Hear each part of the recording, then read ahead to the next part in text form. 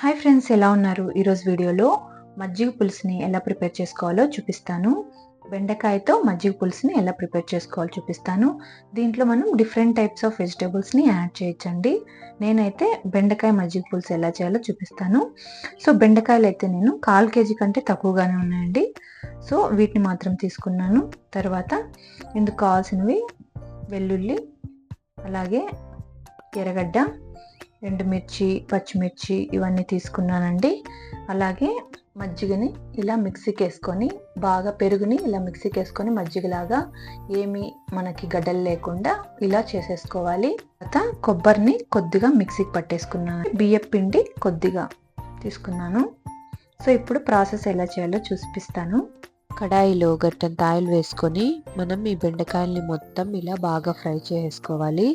ఇందులో కొద్దిగా సాల్ట్, పసుపు వేసుకొని బాగా ఫ్రై చేసుకుంటే బెండకాయలు త్వరగా ఫ్రై అయిపోతాయండి. ఉప్పు వేయడం వల్ల బెండకాయలు అనేది ఈజీగా మగ్గిపోతాయి. ఒక 10 మినిట్స్ అలా మనం సిమ్లో పెట్టుకున్నా కూడా మగ్గిపోతాయండి. చూడండి, ఇలా ఉప్పు, పసుపు వేసేసుకొని ఇలా మొత్తం బాగా ఇలా ఫ్రై చేసేసుకోవాలి. ఇలా మొత్తం బెండకాయలు ఫ్రై అయిపోయిన తర్వాత మనం పోపు పెట్టేసుకోవడమేనండి. సో చూడండి, బెండకాయలు ఆల్మోస్ట్ ఫ్రై అయిపోయినాయి. ఇప్పుడు కర్రీ స్టార్ట్ చేసేద్దాం.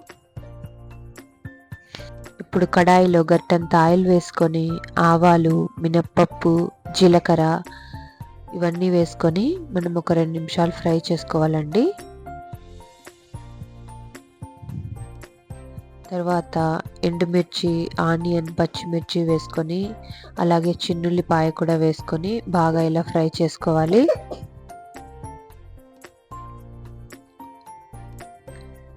తర్వాత ఇందులోనే ఒక 2 రెమ్మల కరివేపాకు కూడా వేసుకొని బాగా ఫ్రై చేసుకోవాలండి.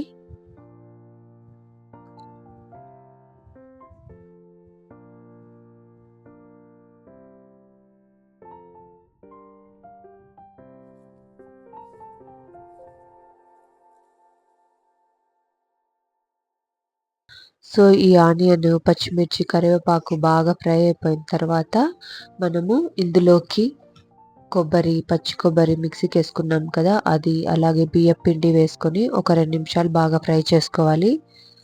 సో మనకి పోపు అనేది ఎంత బాగా ఫ్రై అయితే మనకు అంత మజ్జిగ పులుసు అనేది అంత కమ్మగా ఉంటుందండి. తర్వాత ఇందులో కొద్దిగా పసుపు కూడా వేసి ఇలా ఒక 2 నిమిషాలు ఫ్రై చేసుకోవాలి. ఇందులో బియ్యం పిండి, కొబ్బరి తురుము వేయడం వల్ల చిక్కదనం అనేది వస్తుంది. టేస్ట్ కూడా చాలా బాగుంటుందండి. మరి తర్వాత మజ్జిగను కూడా ఇందులో యాడ్ చేసి బాగా మిక్స్ చేసుకోవాలి.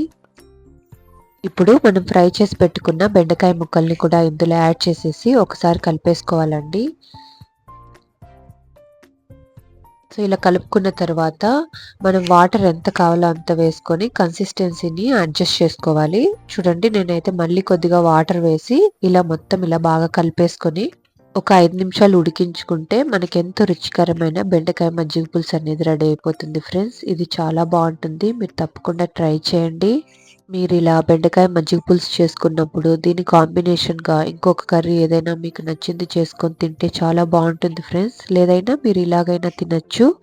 సో మీకు గనక ఈ బెండకాయ మజ్జిగ పులుసు రెసిపీ నచ్చినట్లయితే తప్పకుండా లైక్ చేసి సబ్స్క్రైబ్ చేసుకోండి ఫ్రెండ్స్. అలాగే మీ ఫ్రెండ్స్ అండ్ ఫ్యామిలీస్కి షేర్ చేయండి. ఇది చేయడం అయితే చాలా సులువు. తప్పకుండా ట్రై చేసి మీకు ఎలా వచ్చిందో కామెంట్ చేయండి ఫ్రెండ్స్. Thanks for watching.